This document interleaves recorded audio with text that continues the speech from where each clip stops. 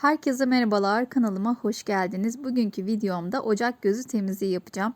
Ocak gözlerinize kararma, paslanma, yağ ve kirler varsa bu yöntemle çok güzel bir şekilde temizleyeceğiz ve parlatacağız ocak gözlerimizi. Bu yöntemle uzun süre ocak gözleriniz kirlenmeyecek, paslanmayacak ve kararmayacaktır. Öncelikle derin bir kaba ocak gözlerimi alıyorum.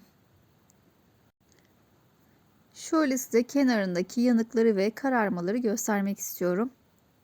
Daha sonra videoma artık başlayabilirim. Bir tane bulaşık tableti kullanıyorum. Daha sonra rendelemiş olduğum sabunlar var.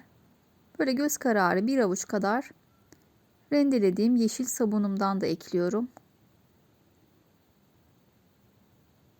Daha sonra limon tuzu kullanıyorum. Şöyle 7-8 tane limon tuzu koymanız yeterli.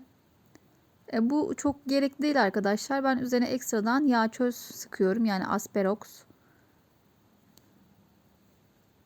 Son olarak da kaynar su ekleyerek bir 45 dakika 1 saat bekleteceğim bu şekilde. Limon tuzundan dolayı gördüğünüz gibi fokur fokur kaynamaya başladı. Lekelerin ve yağların daha kolay çıkması için bu şekilde 1 saat beklettim arkadaşlar. Suyum soğudu. Bir sünger veya tel yardımıyla ovalayarak temizleyeceğim şimdi. Kenarlarındaki o siyah lekeleri, yani siyah yanık lekelerini sünger yardımıyla temizliyorum. Hem de o üzerindeki karartıları temizledim arkadaşlar. Eğer çizilmesini istiyorsanız bu inox süngerler var ya da normal süngerin yeşil kısmıyla da ovalayabilirsiniz. Özellikle o kenarlarındaki lekeler çok güzel bir şekilde temizlendi. Özellikle o siyah başları çok kötü durumdaydı. Çok güzel bir şekilde parlattı.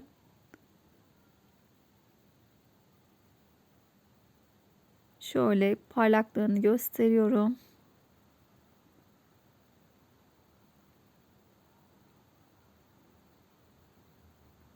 Gördüğünüz gibi siyah yanık lekesini de çok kolay bir şekilde çıkarttı.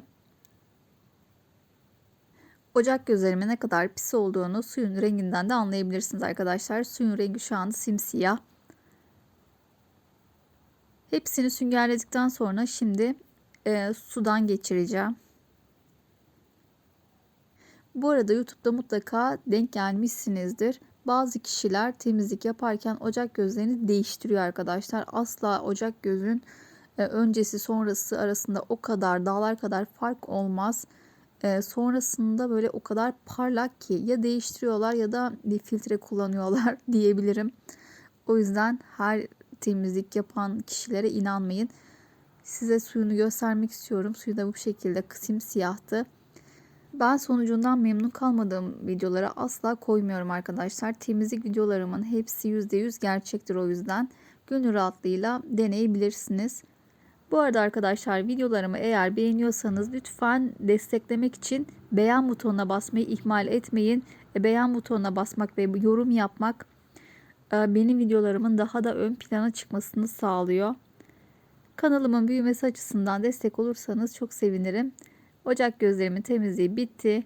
Umarım tarifimi beğenmişsinizdir. Gerçekten çok güzel. Yani gerçek bir şekilde parlaklık kazandı. Şöyle siyah başlarını da gösteriyorum. %100 gerçek ve doğal bir şekilde temizliğini yaptım. Kendinize çok iyi bakın. Hoşça kalın. Bay bay.